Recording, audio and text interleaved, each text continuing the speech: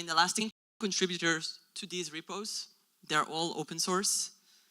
And we are now hyper growing. We're about 1,300 employees across the world. We are a fully distributed company. That means that we pretty much, if you're good and you want to join the company, it doesn't matter where you are. Most of us work in remote. We do have a headquarters in Mountain View and an office in San Francisco. And to start, I'm going to do a really quick overview about our stack. How many of you are using Elasticsearch or any components? Can you raise your hand? Okay, quite a few. That's great. So the Elastic Stack is built out of several components, several products. That's why we call it the stack. In the middle, you can see Elasticsearch. This is the heart of the stack. It's a distributed, RESTful search and analytic platform. You can basically take your metrics data, your log data, any unstructured or structured data, and using Elastic, you can search and create and do analytics on that in scale. On top is a product that I work on daily, which is Kibana.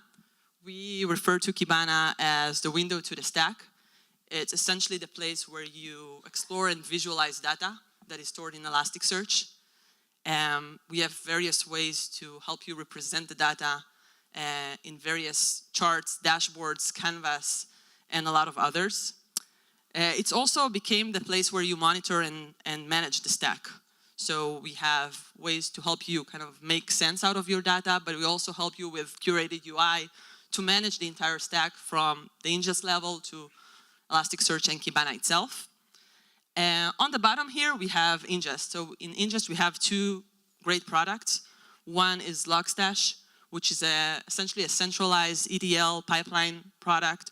You can augment your data using Logstash and then parse it, normalize it if you want, and index it into the Elasticsearch. Bits is a lightweight data shippers that you installed on the edge. And you can ship data into Elasticsearch, into Elasticsearch ingest node, or to Logstash. Now, there are various types of bits. Alvin, can you? And I think it will be helpful since we're talking about Kubernetes, and Alvin will extend on that. But it depends on what data you want to ingest into Elasticsearch. We have ways to help you with bits. So if you're interested in forwarding and centralizing log and just general files, you might use the Filebeat. If you're interested in collecting system and services metrics, Metricbeat will be a great way to do that. If you want to tap network data, then we have Packetbeat. We recently released Functionbeat, which is a serverless way to collect cloud data. And in addition, we have Windows Logbeat, which collects Windows logs, Windows events, Heartbeat, which is uptime monitoring and shows you also the response time, and AudioBeat.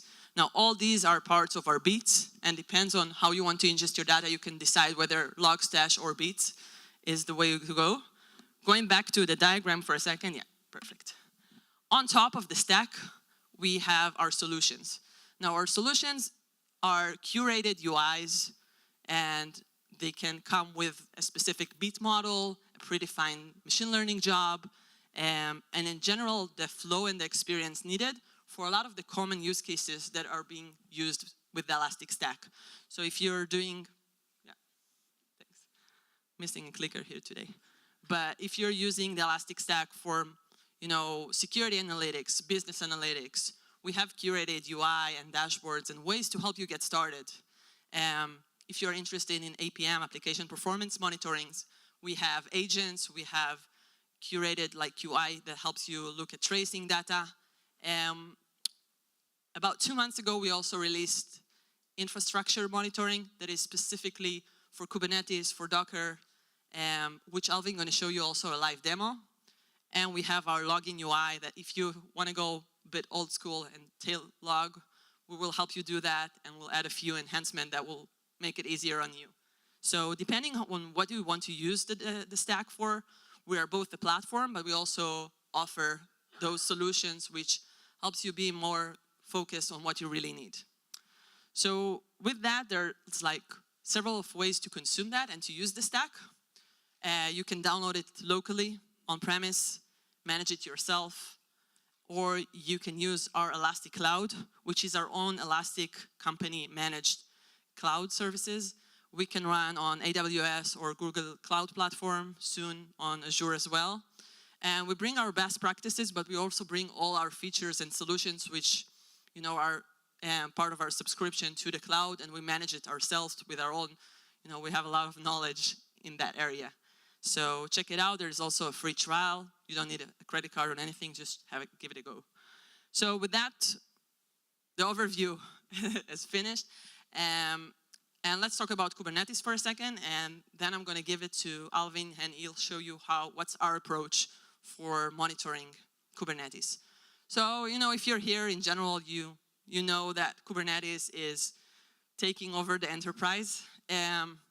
It's not early adopters anymore. We see a lot of traditional enterprise that are already deploying and using Kubernetes. A lot of customers have their own custom Kubernetes, which they deploy either on-premise or on public clouds.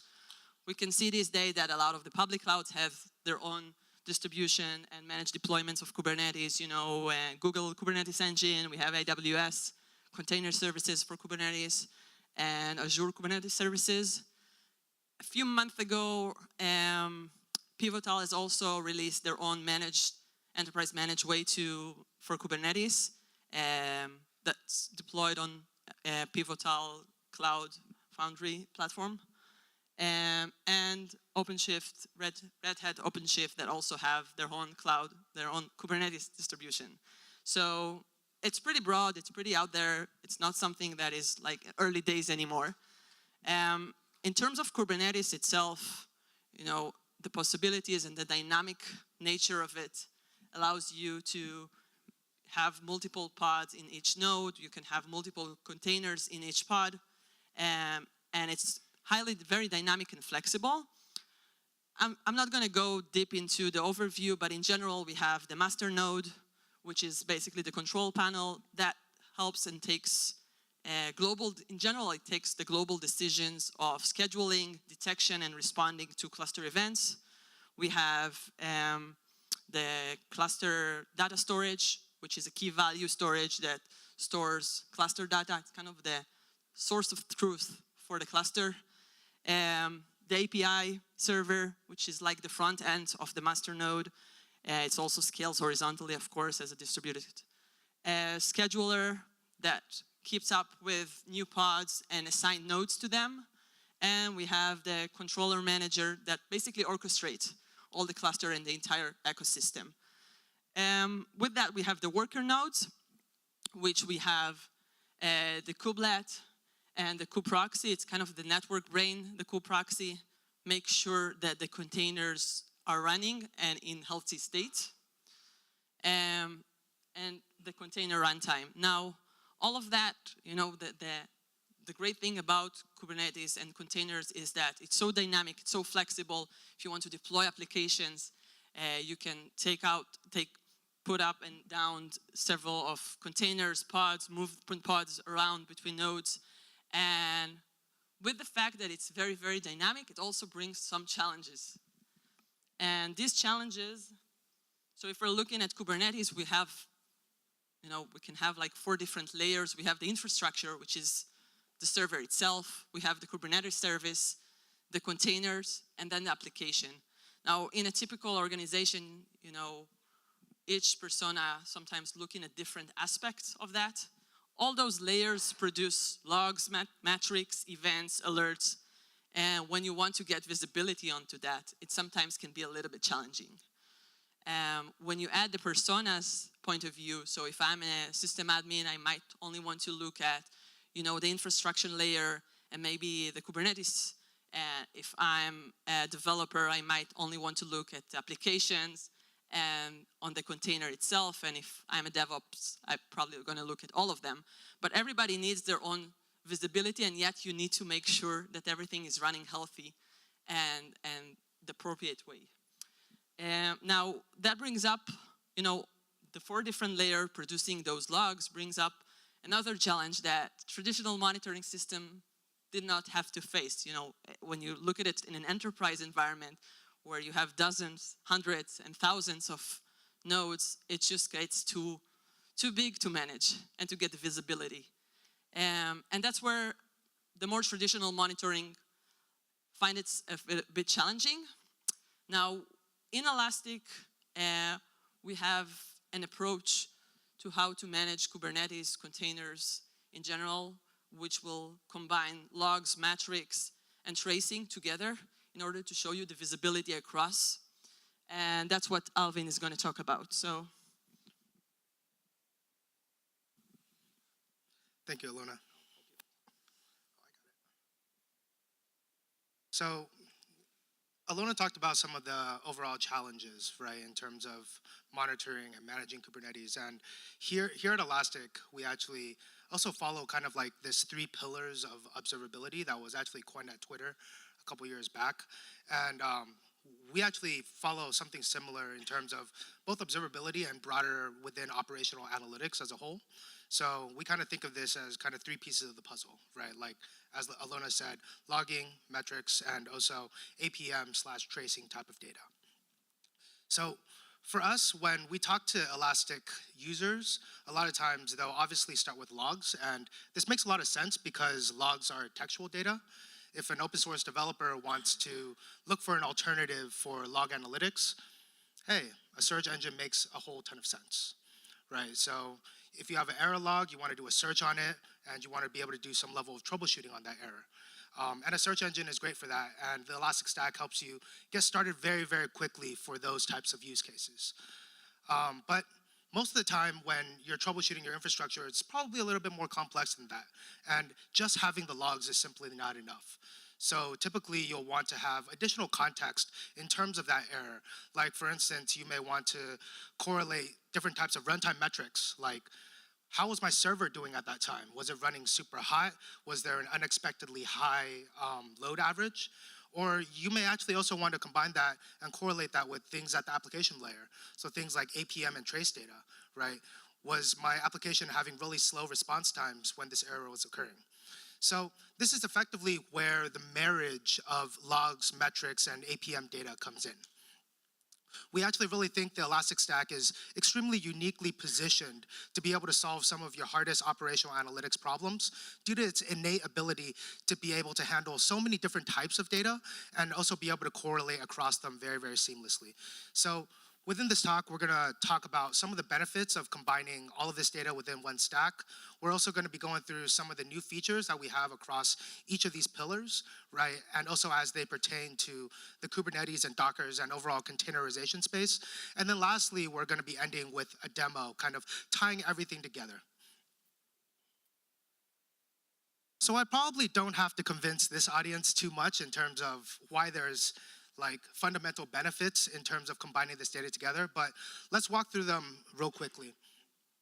The first one here is obviously unified dashboards, right? From an analyst productivity standpoint, not having to jump across different dashboards, across different technologies and different vendors has really big benefits. So typically if you're monitoring a piece of infrastructure like a server, you actually want to have the logs, the metrics, and perhaps the APM data all within one place. Additionally, another one is unified alerting, right? So a lot of times when you have more different types of data sources that you feed into your alerts, you can create more sophisticated alerts that will be able to help you reduce alert fatigue and also false positives. And the same goes for machine learning and anomaly detection. Our machine learning product, it gets smarter and smarter the more data that you feed it, especially more types of data sources as well. And lastly, it comes without saying that putting all of your data, logs, metrics, and APM all within one stack has its obvious operational gains. So having a lot of different technologies across different vendors for different data sets that eventually all have to be correlated together have undoubtedly its operational and also administrative complexities. So here at Elastic, we actually make a really big effort in terms of being able to be an efficient store for all of these different types of data sources, as well as continue, as Alona also mentioned with the solutions, to become more and more turnkey for our users to get started. So let's start with the first pillar, which is logs. So in terms of Kubernetes logging, Kubernetes actually doesn't have a native logging solution itself. Of course, you can use something like kubectl, but this gets unscalable pretty quickly, especially at large scale. So the recommended approach here is actually cluster level logging. And what this actually is all of the different containers and pods will effectively centralize all of their logs to a centralized location, right? And this log is typically already in like a Docker JSON format. And then you'll actually spin up a separate container or pod, like as a sidecar, to be able to monitor and collect this log data, structure it, and be able to send it over to your logging backend, like Elasticsearch. Okay, so typically this logging agent that's deployed, it's actually deployed as a daemon set. So effectively, you'll only have to have one instance per node, which is a really, really simple architecture. There's also the other option of application level logging, which is actually not really recommended. So application level logging, you'll actually be sending the logs directly from each of the applications over to your logging backend directly. And this really becomes a lot more complex to set up because you may actually require some application level changes, but it's also harder to manage, mostly because of the overall dynamic nature of Kubernetes itself. So here at Elastic, our primary way of collecting logs from Kubernetes and Docker environments is with Filebeat. So Filebeat allows you to kind of cover all the different layers of the logging stack. So cluster level, service level, application level as well. And what's really great about Filebeat is not only can it collect the actual logs from Docker and Kubernetes, we also make it extremely easy for you to be able to enrich your events with relevant Kubernetes and Docker metadata. And what we do is, on the side here, we actually integrate directly with the API server, so we understand all the events, all the different actions that are actually occurring within your cluster. So as you're processing and collecting logs, we can automatically enrich each of those events and logs with relevant metadata like your Kubernetes pod ID, pod name, namespace, labels, and whatnot. So this is really great because with this metadata, you can also search on it in Elasticsearch. But what's even better is because we know what this metadata is and also how it's structured, it allows us to be able to present our users, like all of you, with out-of-the-box experiences, out-of-the-box dashboards, out-of-the-box modules, which we'll talk about a little bit more coming up. So deploying Filebeat into Kubernetes is actually really easy. You just do a kubectl create, you pass in the relevant manifest file, and boom, you're good to go. It's deployed as a daemon set. You only have to have one instance per node. It collects the logs, enriches it, and sends it over to Elasticsearch. Another extremely powerful feature within Filebeat as it pertains to Kubernetes is also auto-discovery. So auto-discovery is actually really important in the context of Kubernetes because of the fact that a lot of times when you're monitoring Kubernetes, both from a metrics and a logs perspective, it's actually very much a moving target, right? So this auto-discovery functionality effectively allows you to configure your deployment once and identify basically at runtime when new components, new containers, new pods, they come up online, it'll automatically start collecting the logs right from the get-go, right? So everything becomes extremely automated.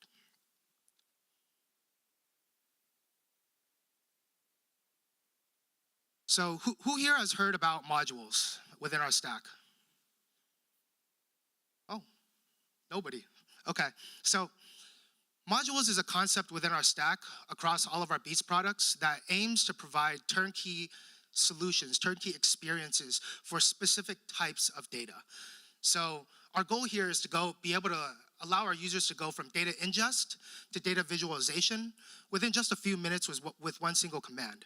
So we take care of all of the processing of the data, your actual Elasticsearch schema. We also bundle in a suite of Kibana dashboards. And sometimes we also bundle in things like alerting jobs and machine learning jobs as well. So you can get started really, really fast from the gate. Here's a list of some of our logging modules. This is definitely not a comprehensive or exhaustive list, but this gives you a good idea in terms of some of the different data sources that we cover from a logging perspective. So from the infrastructure side, we have things like Linux, Mac OS, Windows, all the usual suspects. containers, of course, but on the application side that run on top of the infrastructure, we have things across databases, web servers, queues, and this list is only going to continue to grow over time. So for some of you that may be working with logs for quite some time, you may know that logs come in so many different shapes and sizes. And schema drift is a really, really real thing. So here at Elastic, we're constantly trying to move the fold in terms of being able to make it easier and easier to parse and understand different types of log structures. And in our 6.5 release, pretty recently, we actually introduced this new feature called the File Data Visualizer. And what this effectively allows you to do is you can do a log file import, and when the data is being imported, we have machine learning jobs that run automatically for you that will help you discover your overall log structure. Okay? This is really great for users who want to get started exploring their data, but don't necessarily want to get into all the intricacies of the overall ingest process. So effectively, this will do log discovery, log structure discovery. It'll give you a statistical breakdown in terms of how your data looks, and it'll actually also provide you with relevant ingest pipelines and mapping so that you can automatically start using this to ingest the rest of your data set at really, really high scale. We've also made heaps of improvements across event enrichment, which is extremely important for downstream correlation of your data. So we actually classify this under two distinct buckets. So the first one is edge enrichment, which is typically done by beats, right? So when you're collecting logs, you're collecting events. Sometimes you may want to enrich those events with things like the host IP, or you may want to correlate that with a particular process. And we talked about before, you may also want to enrich that with things like Kubernetes and Docker metadata. And on the other side, we also have streaming lookup enrichment. So say for instance, you may want to do like a lookup and tag an event based on a threat feed, right? Or you may want to do a lookup against a device ID and be able to enrich it with additional metadata. Right? So this is all possible within Logstash with its different lookup enrichment capabilities. So today we support lookups from a local file, Elasticsearch index, different databases, HTTP service, and also a memcache caching layer. So our story around logging to the cloud is constantly evolving. And we actually recently came out with a pretty cool feature within both Elastic Cloud, our Elasticsearch service, and also ECE Elastic Cloud Enterprise. And this is effectively one-click hot warm deployments. So hot warm deployments is actually really, really popular within our stack, especially for really large-scale logging use cases, because a lot of times data is coming in really, really fast. At really high volume, really high velocity, you typically want to front that with a hot layer that perhaps has beefier servers, perhaps running SSDs, right?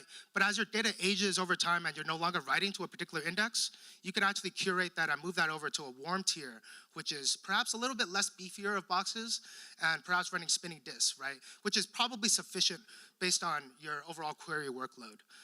But this is a really exciting feature for us, and I think it really helps us be able to have a much more cost-effective proposition, especially with the greatly optimized storage. So now let's transition over to the second pillar, which is metrics. So it's funny, a lot of times when I talk to people who are already using us for logs, like they'll often ask like, how does a search engine even make sense for metrics? And we'll actually talk about that a little bit more in a second here. But in terms of Kubernetes monitoring, there's a lot of different metrics that we want to monitor here, such as things at the cluster level, at the pod level, and of course at the application level as well. And there have been previous solutions in the past, such as like being able to collect them with CAdvisor and Heapster for things like the container level stuff. You could also integrate directly with KubeState metrics. There's different monitoring systems such as Prometheus and also, of course, a slew of different APM tools. But here at Elastic, our recommendation and our solution here is to use Metricbeat and Elasticsearch. So Metricbeat is a very, very cool beat. It actually has really comprehensive metrics collection across both Docker and Kubernetes. We actually have relevant modules on both sides here. And effectively what it does is you can collect metrics both at the cluster, pod, and container level, but also effectively the application metric level as well, with application modules also coupled with auto-discovery type of functionality. And in terms of the different metric sources that we support things like the node metrics with the kubelet. We support state metrics with the kube state metric. We also support various types of metrics from Kubernetes events and also the API server. So circling back to modules, we actually also have a lot of different modules, actually much more on the Metricbeat side. So this is also similar type of category. We have a lot of things in the infrastructure, all the usual suspects, system, things in container, things in the cloud like AWS and Azure. And of course, we also have a bunch of stuff within the application level. So some of the most popular databases like MySQL, Postgres, things like queues, caches, and additionally, if you have a custom application that you want to collect metrics via something like JMX, you can definitely do so with our Jolokia module as well. And here, circling back again to auto-discovery, we do have auto-discovery within our Metricbeat product as well. So what's really cool here is what this example is showing is effectively when we see a new Kubernetes container that comes up with the name Nginx, we want to automatically start collecting the metrics from that particular container or that pod. Okay, so with auto-discovery functionality in both Metricbeat and Filebeat, if you have them both deployed within your environment, it becomes a very, very turnkey solution, right? So every time a new one comes up, it'll automatically start collecting both the logs and metrics. And this becomes a very, very automated deployment. So as Alona touched on earlier, one of our coolest features that we released recently in the 6.5 release in beta is the infrastructure UI. So this effectively allows you to have a very curated experience for all infrastructure operators. So you can actually look across all of your different host endpoints, your different Kubernetes deployments, and also down to the Docker container level, right? And we'll actually be showing a demo here at the end that kind of highlights this as well. So I was saying earlier that sometimes some of our users question whether a search engine is the best place to store metrics. And actually, it absolutely is. I think for some of that, it's actually sometimes a misconception of our stack, but we've actually been improving our metrics capabilities for various years now.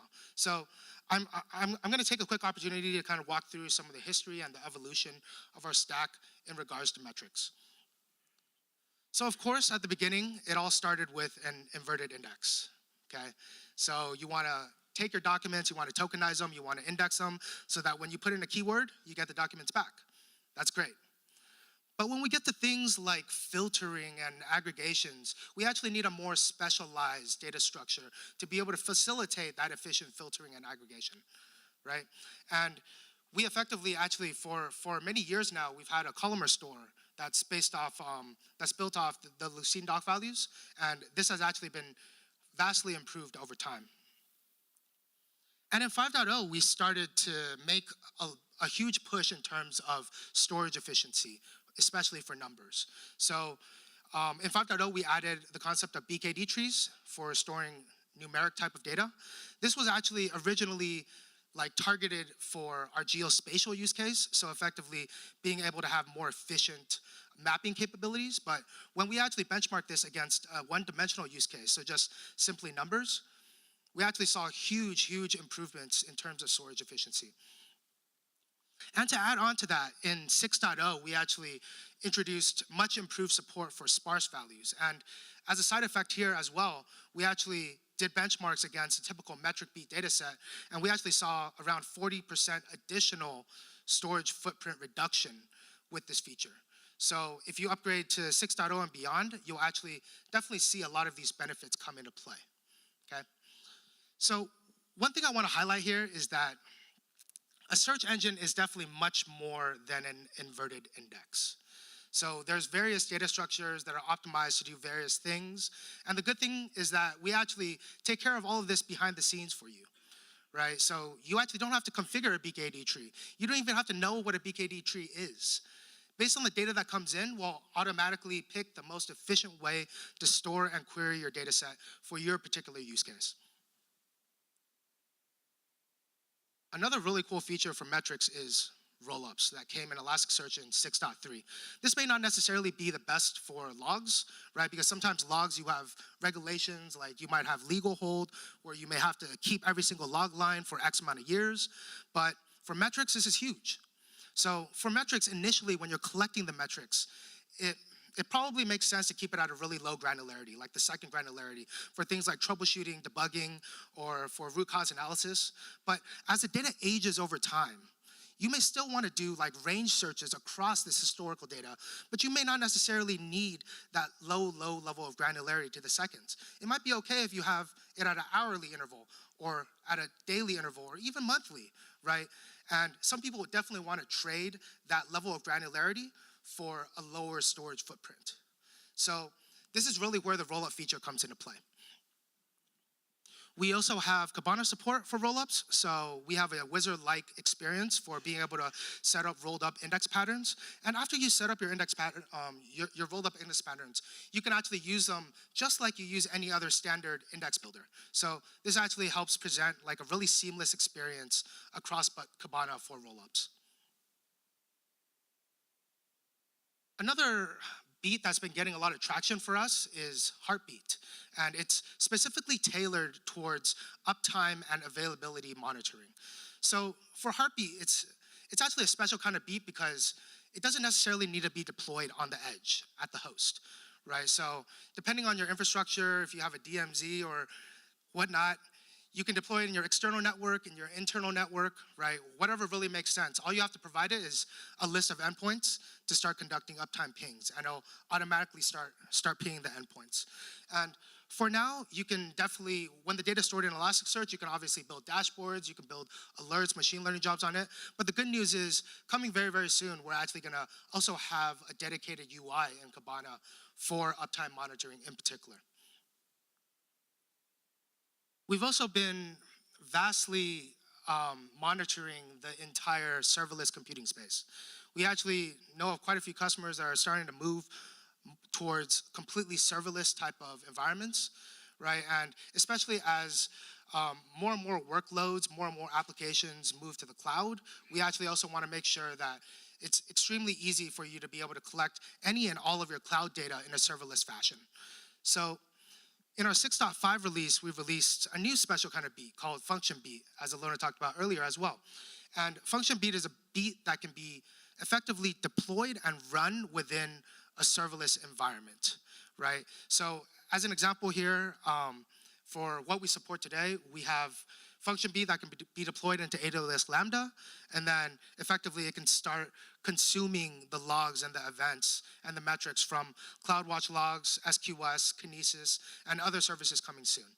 So currently today, we do only support AWS, but going into the future, our plans are to expand to other platforms such as like Azure or GCP functions as well. So at this point, we've talked about a lot of different types of modules, a lot of different types of solutions. And when we talk about all of these things, it really becomes really important to have strong correlation across the logs, the metrics, and the APM and tracing type of data, right? And this is really where a common schema comes in. So over the last year, we've actually been working on our own common schema called the Elastic Common Schema, or ECS for short. And it's currently in beta. We're working towards getting into GA. And the GitHub repo is actually right up there on the slide, github.com/elastic/ECS. But moving forward, all of our modules, all of our solutions and whatnot are going to conform to this, this common schema. What this really allows us to do is, again, it really allows us to present you as our users with a lot more of a shared, richer dashboarding experiences. So for you folks in the room, if you're running some type of common schema in-house, or even if you're not and you have extremely strong opinions in terms of what fields should be or should not be in a common schema, I invite you to come take a look at the repo and perhaps provide us some feedback. That's what open source is all about, right? And here we also have the time series visual builder. So for a while, we've had a lot of requests around how to best visualize time series metrics data. And the good news here is actually in 6.6, our current release, we actually brought this visualization into GA. So if you haven't checked it out, please go try it out. Actually, Alona and I, as part of our product management roles in-house, we actually use this tool quite a bit to build and analyze different types of KPIs in-house. And yeah, we definitely do dog fooding here. And additionally here, you can actually also overlay specific log and event information on top of this time series visualization. So this is actually just another value add in terms of being able to combine your logs and metrics together within one stack. Okay, this brings us to our last and final pillar of observability, which is APM and tracing. So APM as a product is actually one of the newest products within our stack, but the product itself is actually already quite mature. We actually joined forces with a company out of Copenhagen called Uptime a few years ago, and they had actually already been working on this solution on top of the Elastic Stack for several years already. So for those of you that may be a little bit newer to this space, APM is application performance management. And it really comes down to the art of being able to monitor and manage the performance of your code, your applications, your transaction timings, and your overall user experience, right? So if you have a HTTP request, you want to know how quickly it comes back and whether the response is successful or not. And additionally, if you have an HTTP request and it comes back with super high latency, you may want to get additional information in terms of why it's coming back so slowly. And that's really where Elastic APM comes in. So in terms of APM, we actually have a lot of different types of agents that you can instrument and tack on to, say, your browser or your different web servers, different web applications that will collect metrics periodically, send them over to an APM server where we do some of the additional collection, munging of the data before we send it over to Elasticsearch. Okay? And of course, in the front end, on the Kibana side, we also have a dedicated user interface for being able to view and introspect this APM data as well. And from a language perspective, we actually support quite a few things. So we support Python, Node, Ruby, JavaScript with real user monitoring, Java, Go, and .NET is on our roadmap. And one thing that I do want to highlight here is that our APM data is just another index in Elasticsearch. So we do recommend using our APM UI, as you can see here on the right-hand side, but at the same time, if you want to slice and dice your APM data in a different way, or perhaps do some level of correlation across your APM data, as well as your logs or metrics that are also running on those servers, you could definitely build your own custom dashboards. And I'll show a quick example of that within my demo as well. So one of the newest features within our APM product is distributed tracing. And this is actually extremely exciting because this actually solves some pretty big problems, especially within the microservices architectures today. So distributed tracing is the process of tracking the activity of a request to an application and kind of understanding the path between the complex systems and identifying where the bottlenecks reside. So for instance, when you deploy an agent, to basically observe an HTTP request, most of the time it actually only looks at that server and perhaps one hop away. But within a microservices architecture, oftentimes a transaction is not that simple. It may have multiple hops. So for instance, you may have an HTTP request that calls another HTTP request that subsequently conducts multiple database transactions, right? So within this scenario, you actually want an agent that is able to instrument a unique distributed tracing ID so that you can really be able to stitch it up in the back end to understand the full workflow end to end. And that's effectively what our distributed tracing feature provides us. So we have a dedicated UI in our APM product to allow you to trace and map your transactions across multiple different services. And this only gets even more powerful when you start correlating it with other relevant logs and metrics as well. So at this juncture, let's go ahead and hop into a demo.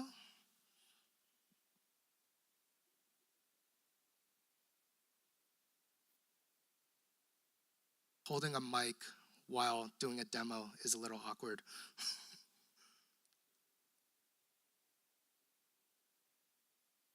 That's fine. Thank you. Yeah.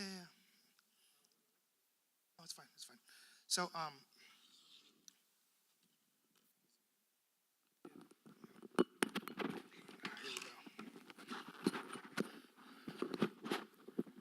we go. Hello? Can you hear me okay? Yeah? Sorry, everyone. I should have used this from the get-go. Okay.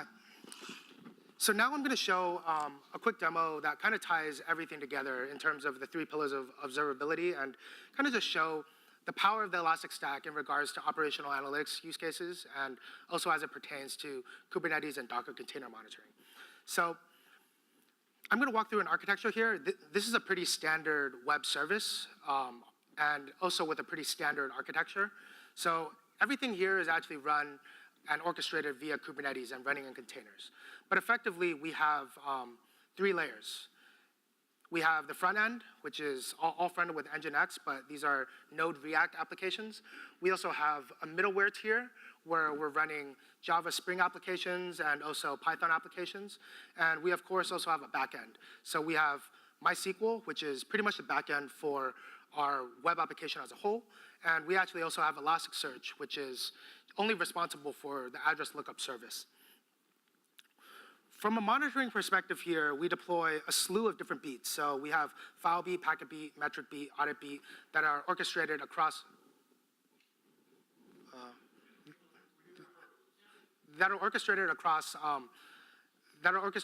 basically all of the different components. Okay, and additionally, we also instrument APM.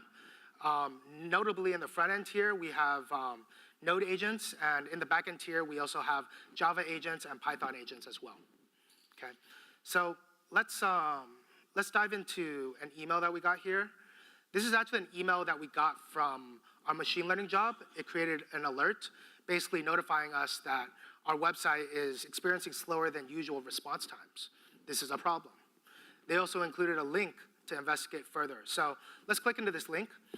Within this link here, this will actually bring us to our machine learning job. So this machine learning job has actually been doing its job. So it effectively is running behind the scenes all the time, basically looking out for different anomalies that are happening within our operational data sets. And as you can quickly see here, even at a first glance, there's obviously anomalies that are occurring here. In this overall timeline, we have some anomalies occurring at 1,200 hours, some occurring at 1,600 hours, some occurring at 2,000 hours as well. And we also have these 2 swim lanes here right underneath it. So this, it's probably a little small, but this is the actual Spring backend application. And this other one is the Node front-end application. And as you can kind of see here, there's also this similar type of trend. There's an anomaly kind of at a cadence of every 4 hours here. So let's actually go ahead and dive into one of these anomalies. So I'm drilling into one of them. You can quickly see here at the top left, we've identified specific like top influencers in terms of this anomaly coming awry. And here at the bottom as well, we also have the specific anomaly that we're looking at. So this is a pretty high severity. It's at 82. But what's great here is on the right-hand side, we have this, this flywheel where you can actually really easily be able to traverse and pan off to a lot of different types of views, such as APM service, your infrastructure analysis. So this is actually really great because the machine learning job does the alert, right? And then you can actually use the machine learning job kind of as a single pane of glass to be able to start all of your investigation and root cause analysis. And you can branch off to these different workflows to do deeper investigation of your infrastructure. So let's go to APM first. So this is actually going to bring us to our APM page, our APM UI. And as you can really quickly see here, there's a huge spike in terms of response times. So I'm going to go ahead and drill down into this particular time frame. And as we look at this data set, there actually isn't, on the right-hand side here with the requests per minute, there really isn't an increase of requests during this time period. So that's most likely not the problem. It's not creating a ton more requests. That's slowing it down. But when we look at the requests here at the bottom, We again see like our top influencer here, which is the owner REST controller, as well as this one, the visit REST controller. We're actually seeing very high average response times. And this is actually even further exacerbated within the 95th percentile here as well. So let's go ahead and drill into this first one here. So this shows you kind of a similar view, but at the same time, what's important here is it also shows you the overall response time distribution, as well as some of the distributed tracing UI stuff at the bottom. So to look at this, let's take a quick look at perhaps a transaction that may have been occurring very, very quickly versus one that's occurring very, very slowly. So first, let's drill into the 100 milliseconds. And as you can see here within this trace, it's not very exciting. It's a lot of cascading select statements that go all the way down. Again, not very exciting. But when we go to the 900 millisecond one, we again kind of see the same thing. It's just a lot of cascading selects. There may be some of them that may be taking a lot longer to execute and maybe a little bit more disruptive, but effectively there isn't really a big smoking gun here. Okay, so let's actually go back to our machine learning job. Let's take a look at the specific services. Okay, so this is actually going to bring us to a custom dashboard that we've built, and within this dashboard, as I was mentioning earlier, APM data is effectively just another index in Elasticsearch. And this is kind of an example of that. We're actually taking the APM data and we're actually stitching it, correlating it together with other types of logs and metrics from Filebeat and Metricbeat to kind of present a different view, right? This bar here at the top kind of shows similar information as you would see within our APM UI, but as we move lower, it gets a little bit more interesting. So when we look at the 99th percentile across our system performance, we can really clearly see that there's these 4-hour cadence of performance degradation. And you can also see here within the service level, when you look at the node front end, you can also see these spikes, as well as if you look at the Spring backend application, you can also see these relevant spikes as well. So let's actually drill into a particular anomaly here. Okay.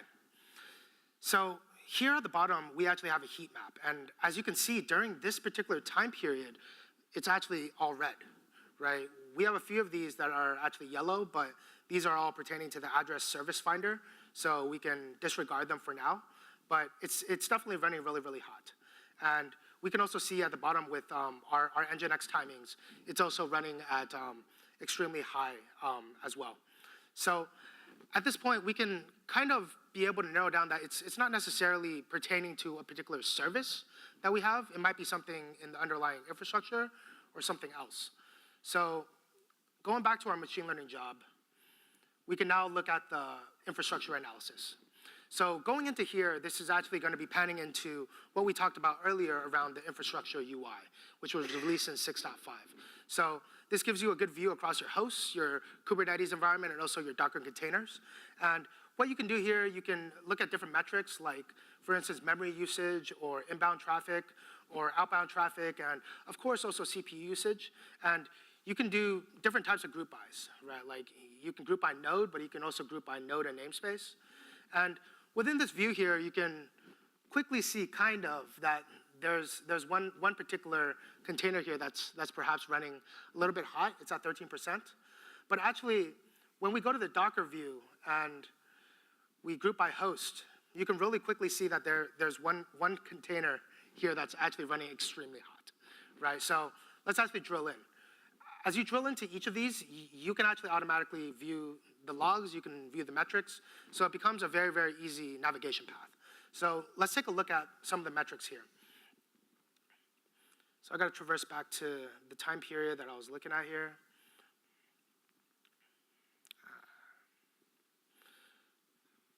So as you can see here, there's obviously this, especially for CPU usage, there's this 4-hour cadence of spikes once again, and this particular pod is actually a MySQL pod. So at this point, I think the issue may perhaps be something within the MySQL layer. So what we actually have here as well, we actually also have a custom dashboard that's just looking at your MySQL instance. So let's pull that up. And as you can see with this dashboard, we're actually using some of the newer features as well, such as these input controls. So I want to search for that particular instance, which I believe is this one. Yes. So with this, you can again see some of these spikes. And as we quickly just drill down into one of the spikes, you'll see that there's some database logs that are occurring, really high query times. And what's excellent here that helps identify it very, very quickly is Metricbeat was able to see that the top process here was actually a database lookup. So that's a little bit sketchy. And there's also this lull in terms of overall inbound and outbound traffic that's basically happening right after the spike. And that's probably also a side effect of this performance degradation as well. So at this point, we want to look at some of the logs. And here, actually, it's really easy just to use something like a data table like this to kind of create links so that you can link off to other URLs for increased navigation. But here, as I click into the logs, this is going to bring us to what Alona talked about at the beginning with the logs UI. And as you can see here on the left-hand side, logs and also this infrastructure UI, these are actually new components within Kibana. So they're very, very easy to navigate to. They're very, very easy to find. This one, the logs UI in particular, it was actually also introduced in 6.5. And this is just a log viewer. I know it's simple, but it's something that many, many people have asked for, right? So you can view all your logs in a centralized fashion. A lot of times when you're debugging a log message, you may want to do a range search on a particular time period, right? So you could do that as well. And you can also do a live stream of your data. So as you can see here, when I came through from that link, it already automatically filtered down to this particular Kubernetes pod that I'm looking at. But effectively, really what I want to look at is any MySQL transactions that are taking a long time to execute. So here we can just do an AND statement. And as you can see, we actually pretty recently also introduced this Kibana type ahead functionality. And what I want to look for is within the slow log, and I want to look at the query time. So effectively, I want to look at any operation that's taking more than 30 seconds to execute. So there we go. And really quickly here, you can see that there's something happening at a 4-hour cadence, right? And it's effectively doing a select star from these 4 tables: pets, owners, vets, visits, basically doing really large outer joins. This is effectively a very, very expensive operation.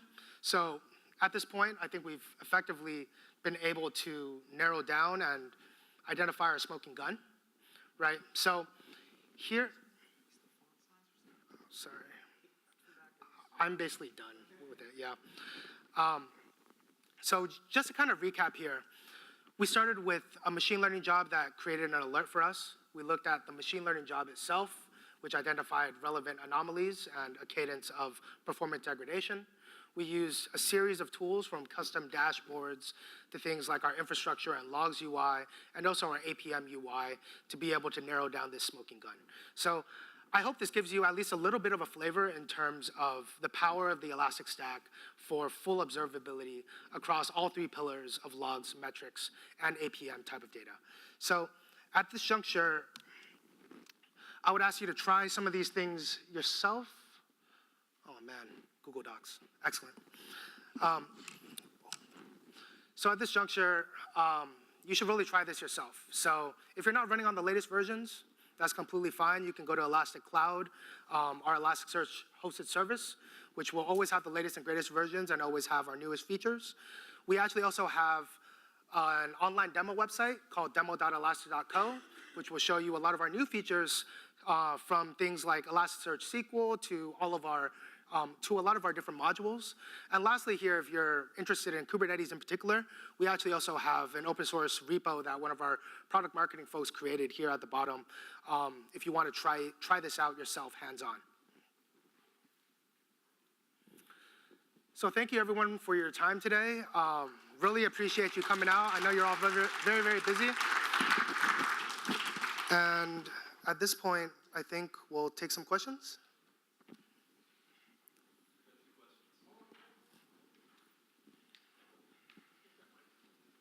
Yeah, of course.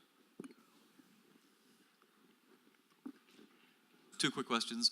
How does Elastic handle containers, like if you're scaling up and scaling down your containers for load? How does it handle like container death versus bad things happening? Containers, you know, natural things that are naturally dying versus, oh crap, something bad happened. Can it tell a difference? It's a good question. Do you know, Alona? Like traditional monitoring solutions have a real problem with that, right? And so I just want to see if you guys had any magic sauce. I actually don't know the answer to that per se. I mean, with our auto discovery functionality, we're actually able to handle everything as it comes up. Yeah, it looks right, like you guys can handle stuff coming up, and that's yeah. cool. But in terms of when it goes down, I'm actually not 100% sure.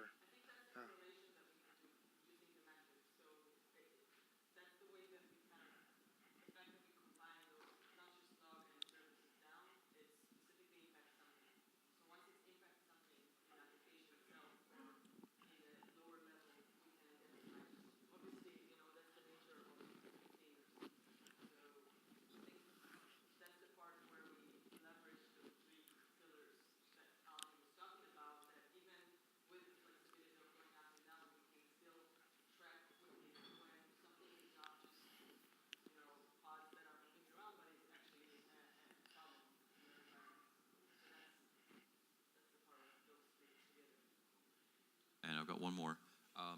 So in the grand scheme of things, you guys are newer, you know, a newer stack coming into like this monitoring and APM and tracing, monitoring and APM and tracing space. You guys are the newer kids on the block, right? So versus like, and lots of monitoring companies have started out in one, like a New Relic or Sumo Logic has started out with APM and spread out to do other things, or like Datadog has started out with metrics and have picked up logging and tracing along the way, right? So what are the top few things you guys have over some of the more traditional players? Sure. So first we like the new kid in the block. I think it's kind of suit our nature as a company. So obviously, you know, the APM market is a very mature market. We have like a lot of long-lasting solutions out there. And honestly, they probably have like more capabilities than our APM. What we excel in is the technology itself, which allows you essentially to move between whether it's logs, metrics, APM, cooking recipe, it doesn't matter, because the technology is so powerful and you know, whether it's searching or analytics, in the end, it's all related to search, the way that we look at it. So that's what helps us. And by the way, it's something that is driven by our community. So a lot of the times we go and create those custom UIs and custom models after we see that the community picks up and start using it for the use case itself. So we also enjoy the fact that, you know, customers are going and starting to use that for, you know, business analytics, BI. It wasn't intended for that, but we see that it makes sense. So we're going to improve Elasticsearch to support it better. We're going to improve our ingest to support it better. And then we're going to create those custom workflows that, you know, you'll have this turnkey experience if you want to, but we're still going to be able to use the platform itself. So you have like both worlds. Yeah, and a lot of that actually also is driven by our open source community, right? So it definitely started as like more of an application search type of use case at the very, very early days, but people started using it for logs. People started using it for metrics, for security analytics, for business analytics, as Alona's talking about, for APM, right? And it's basically able to scale and able to satisfy the needs of so many of these use cases. So at this point, we're kind of diving heads deep into pretty much all of them. Yeah. Yeah, and today you're looking at a lot of the time Elasticsearch and say, yeah, that's great for logs. It wasn't built for logs, you know. It was built as a search engine. So the company evolved that way. That's just another use case that we're kind of improving on.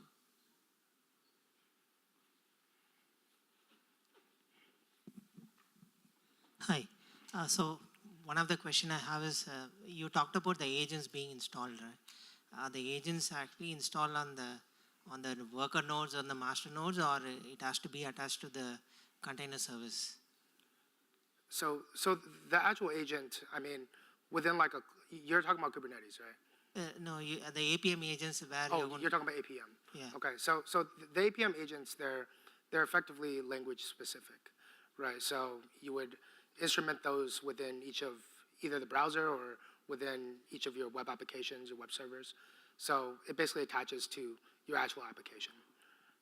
Okay, so this is similar to like a distributed tracing like Jaeger, where you actually integrate the backend to your application and that pushes the data to your main logging server. Correct, correct. Okay, Yeah. I see. So, and a good part I see about the machine learning that you attach to this to give a good analysis, right? Is this applicable to the logs as well that you collect from the application, or just the Yes. just the APM information? Yeah, so in terms of a machine learning product, you can effectively run it on any type of data that you want, but it's actually pretty focused around operational data, so operational analytics data, so effectively what we talked about today. So anything across logs, across metrics, across APM traces, you can run on machine learning technology on it. Yeah. Okay. How do you get this data where like a HTTP request is coming in and response is going out, right? Where do you actually get the data? Are you snooping within the containers to get the data? It's in the log. Yeah, Okay. yeah. Okay. No, I'm worried about the performance. Like when you are going to actually snoop all the data that is transactioned across the containers. Sorry? No, I was wondering how you actually collect those data. Like, for example, if you take case of service mesh, right? Like how they add the sidecars to the containers to actually monitor all the traffic that goes across, right? That causes penalty, right? That causes what? Penalty, the performance penalty. Oh. Okay, all right. Sorry. A very quick question. Is there any way we can get data for on-demand network monitoring? Say you want connectivity between different pods or trace route MTR output or thread dumps, heap dumps, TCP dumps. These are more like on-demand. It's not a continuous flow of data, not the application logging, etc.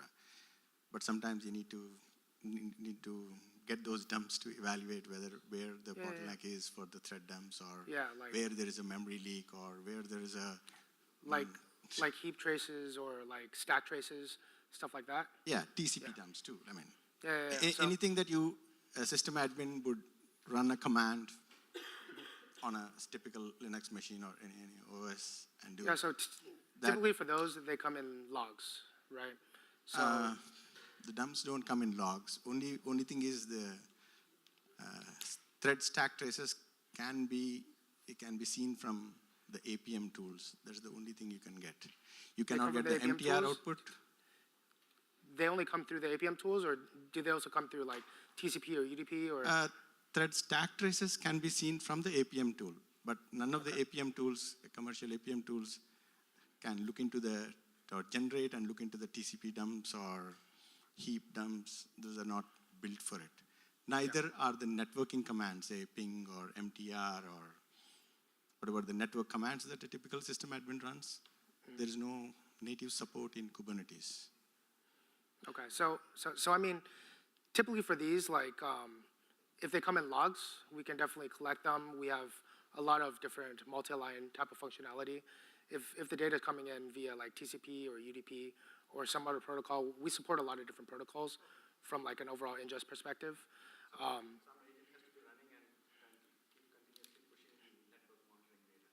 Yeah, yeah.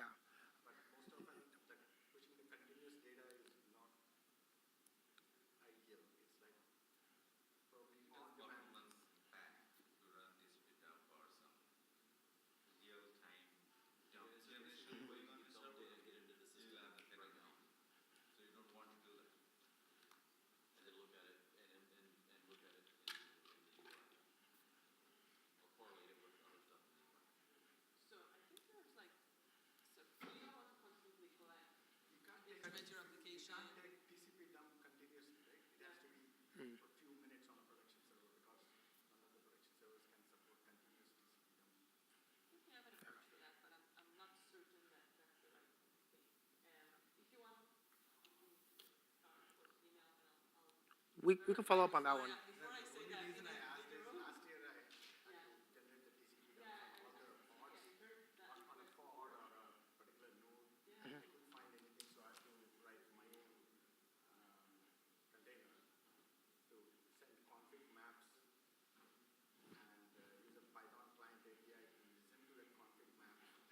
Got it, got it.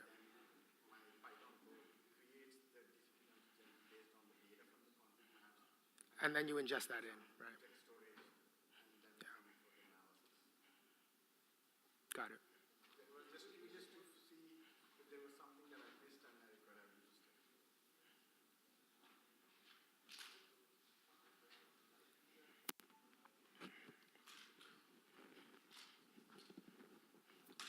So one of the things I've seen in places I worked that are moving more to microservices is getting those transaction IDs into the logs.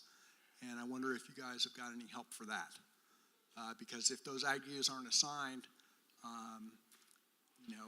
as the data comes through by the application, then it can be, there's ways to do it.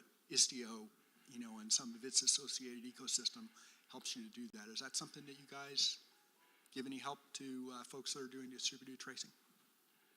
Yeah, so our agents actually do instrument that unique distributed tracing ID. So that's actually instrumented at the agent side before it's actually sent over to Elasticsearch, so that we can actually correlate that and create those actual tracing flows within our UI that we showed earlier. Yeah. So it seems that they also have their own agent which can do the exact distributed tracing as what Jaeger does it. Jaeger open tracing does it. Oh, okay. Yeah. Yeah. We actually have a blog post around that. We actually have a blog post around that by one of our solutions architects that really goes into deep detail. You can search, I think, just distributed tracing and OpenTrace. Yeah, and you should be able to find it.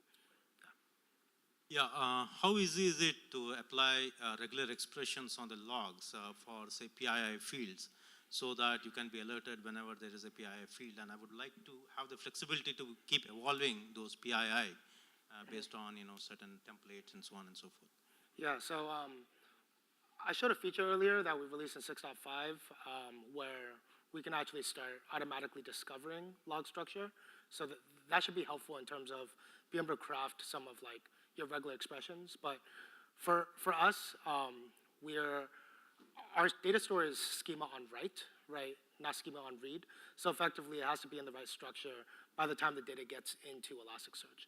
So a lot of the structuring is done upstream at the data collection layer. So pretty much in all of our ingest products, like Beats or Logstash, and we also have an ingest node as a node type in Elasticsearch. We all support these two types of processors. So one's called Grok, which allows you to do basically field extraction based on regular expressions. We also have another one called Dissect, which does field extraction based on delimiters. In the back. Oh, he doesn't even need a mic. I'm really loud. Can you hear me on the video? So I don't have a question. It's more of a comment. We used to use, wait for it, Splunk at my particular company long ago, and we switched kind of over time to using Elk.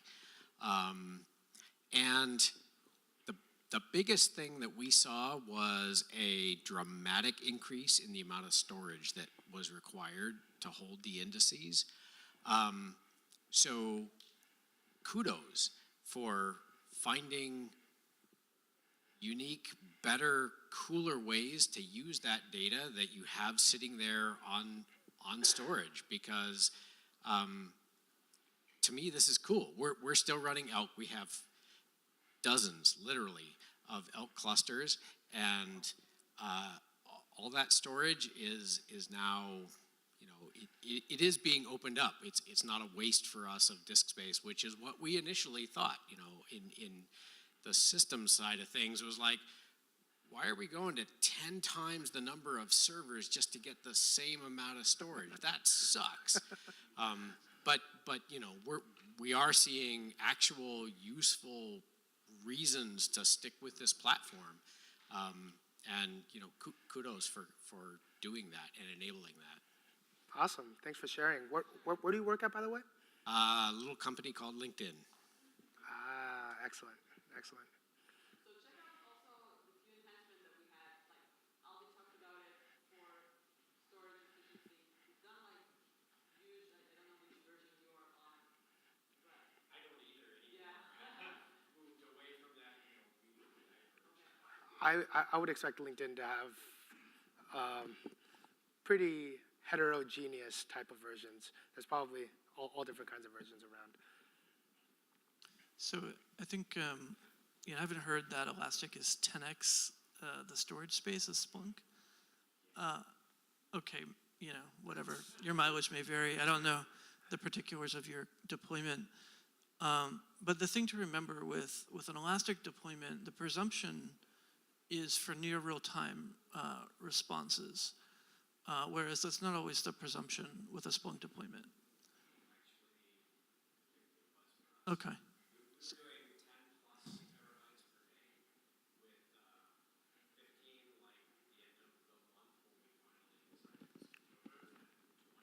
But query response time, what is a query response time?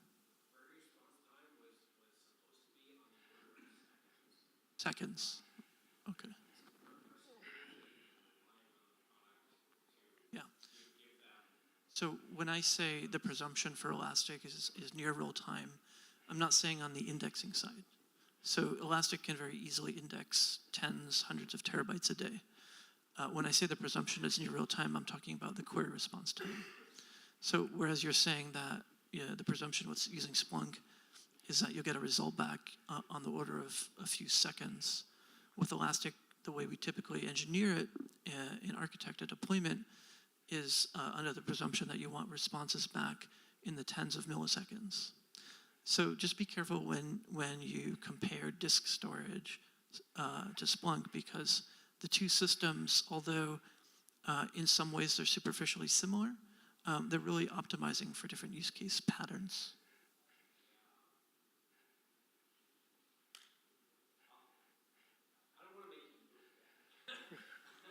I don't care.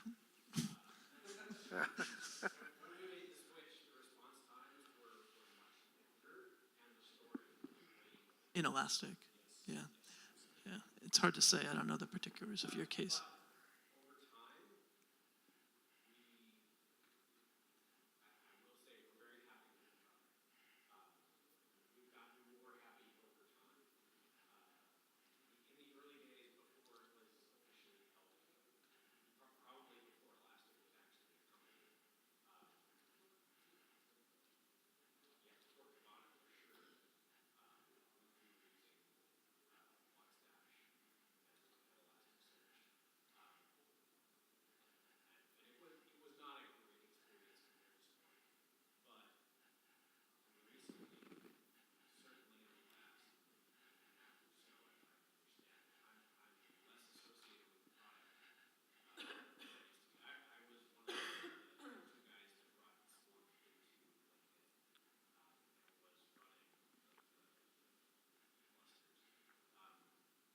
This observation is from how many years ago?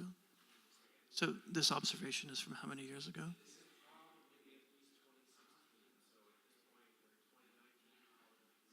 Years.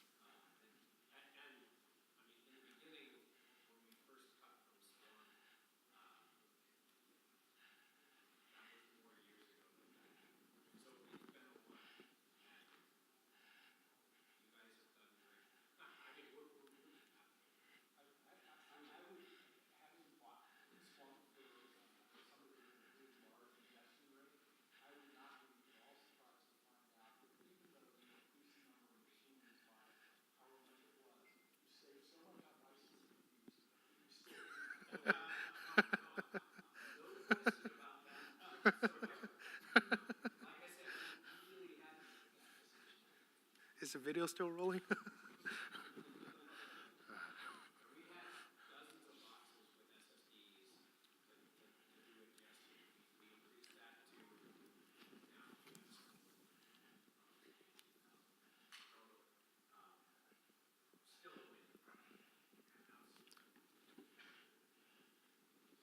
Yeah, I have Two quick questions. One, early on in one of the slides about beats, there was an item for Windows beats or Win beats or something. Is that like aggregation over intervals of time or something like that? So that's WinLog beat. It's a specialized beat for being able to collect Windows event logs. That's as simple as it is. I'm sorry, collect what? Windows event logs. Yeah. All right, and I lied. The second question's much harder. So most distributed systems, are set up with sharding and replication for failover and so on and so forth on the premise that you have fixed machines, bare metal machines or whatever. And then when you introduce Kubernetes, it's a little more flexible environment where pods can go away and be recreated. And also in cloud environments, you have auto-scaling and so on and so forth, which is kind of counter to what's happening in distributed clusters. And I know that you have an operator. How well do you deal with adding and removing nodes on the fly? You're talking about in terms of cloud environments? Or in Kubernetes, whether it's cloud or on-premise. Yeah, so for Kubernetes, I don't really have a formal statement for that, but in terms of cloud, we're able to handle the auto-scaling very well. Within our cloud service, we have integrated like sliders where you can scale up and down a deployment extremely easy, and we handle all of that scaling behind the scenes. So it handles it very well.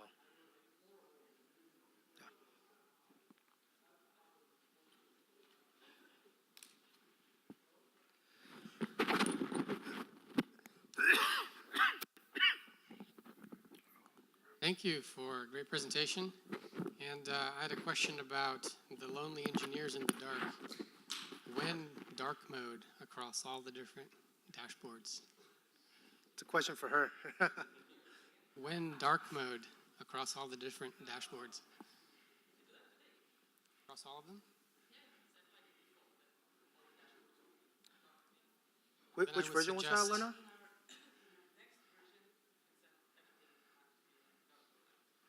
One place.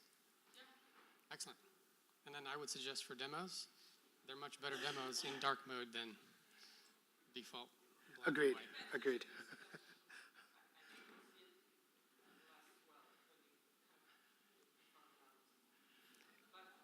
It's just kind of the cool factor. Thank you. Let's give them a round of applause. Thank you.